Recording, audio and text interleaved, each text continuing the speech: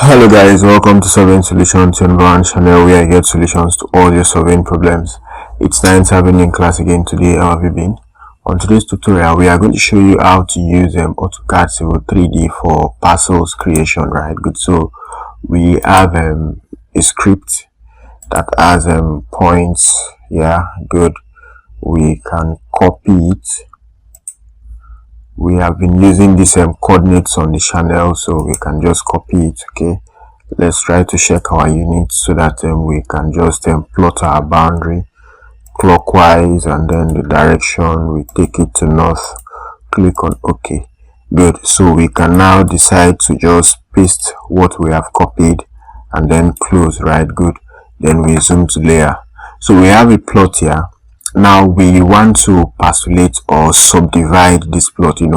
It's actually subdivision, right? Good. So we want to subdivide this plot. So the first thing is that you must ensure that your object or the boundary you have is actually a closed polygon, right? Good. So as is a closed polygon, for you to confirm if yours is a closed polygon, you just select under the properties, you scroll down to miscellaneous, and then you ensure that it's actually what closed, right? Good. So you confirm that, and then we escape. So we come up to plot, and then we select create plot from object, right? Good. Now there's a description that you can actually read. So this is the object that we want to use. So we click on that and then we hit enter.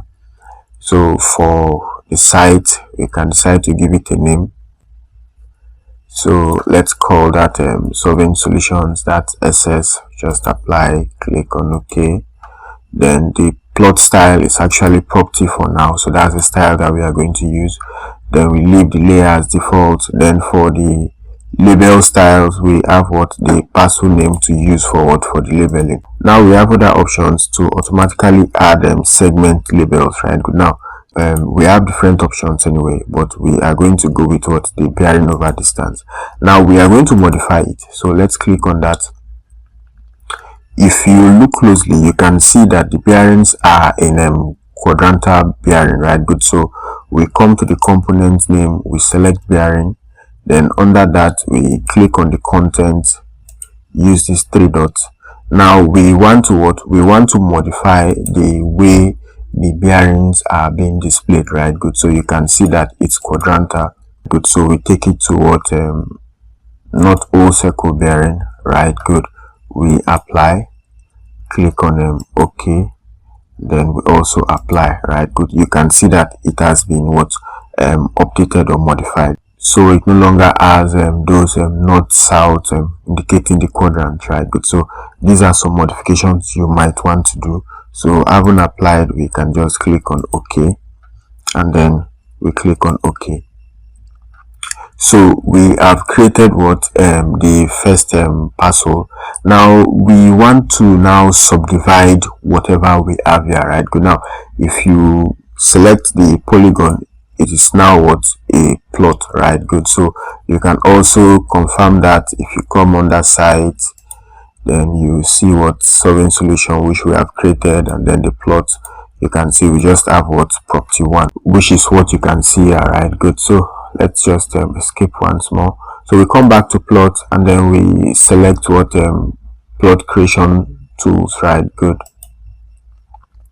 Now under this plot layout tools, you can actually maximize or minimize the toolbox. Now we have different options, and then from the different tools and then we also have different parameters. Now these parameters are actually important, but they are also dependent on your location, right? Good. So and perhaps whatever results you want to achieve. So for the purpose of today's tutorial, our minimum area should be or should not be less than 450 square meters, and then the minimum frontage, let's use 30 meter, right? Now you can also check AutoDesk documentation to see what each of these parameters mean, and then how it also maybe is applied in your region and all of that. So use minimum footage at offset. You can either select yes or no, right? Good. Then for the frontage offset,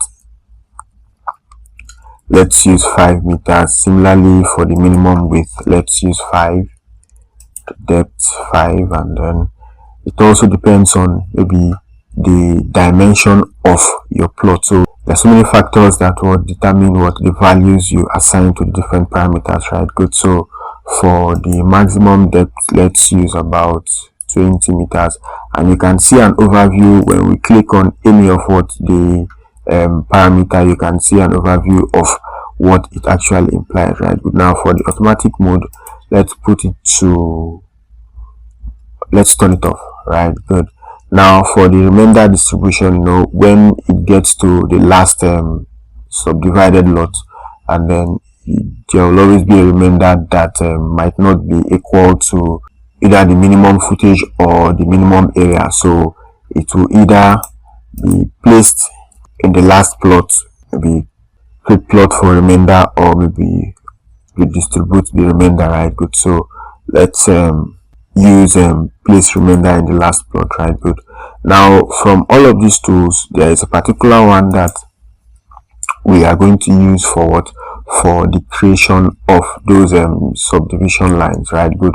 So you can be doing them manually, or you can use any of these tools here. So we are going to use the slide line, and then we have our site to be Subdivision solution, which we have actually created earlier, and then the style is still what property, and then we leave the rest as default. And again, we are going to automatically add the segment labels, right? Good.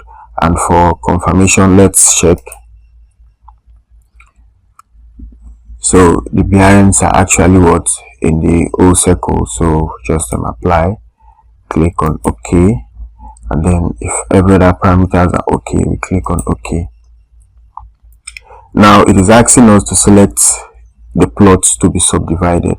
So we have the property 1 to be the plot, and then it's asking us to select the start point on frontage based on one of the parameters we have here. So let's assume that this will be our frontage. So the end point will now be also selected. I haven't selected the start point, right? Good. So we have those two there. So we can now decide to either specify an angle or we hit enter. Good. So we have the first subdivided lot. It is asking us to accept the result. If we do, we can click on enter. For more results to come out, click on enter, enter, enter. This is because we have selected, or we have turned off the automatic mode, right? Good. So it gives us the opportunity to confirm the lots that are subdivided, right? Good. Now we have the last one. Now the distance selected is less than the minimum frontage, right? Good, of 30 meters. Remember, we selected 30 meters as the minimum frontage, right? Good. So we just click on OK. So we have the subdivision done, right? Good. So if we zoom in, we can see the distances and the bearings and all of that. So let's close this for now, then zoom extent. Good. So for us to have the annotations uniform, we can decide to work on the scale. Let's take it to 500. I think this is fair, right? Good. So we can now see the dimension of each of the lines alongside that's the distance and the bearing, right? Good. Now, good. So if we click on any of the plots, we can actually see the property of that particular plot, right? Good. So you can see the area, the perimeter, and then the parcel number, right? Good. So these are the different lots, right? So you can also use this plot property drop down to see more options. If you click on that, you can now see the plot property, the particular one that you've selected, and then you can see the composition. There is a report here. Perhaps if you need the report, you can just copy it and then make do with the information that you have there. Then for the the area label style, it is using what the parcel number. You can decide to use any other information, right? Good. You can decide to use the name, area and perimeter, or the name, square area and acres, or the parcel number, or what the parcel name, right? Good. So depending on whatever you want to use. So let's say we are using the name, area and the perimeter. You can apply and then click on OK.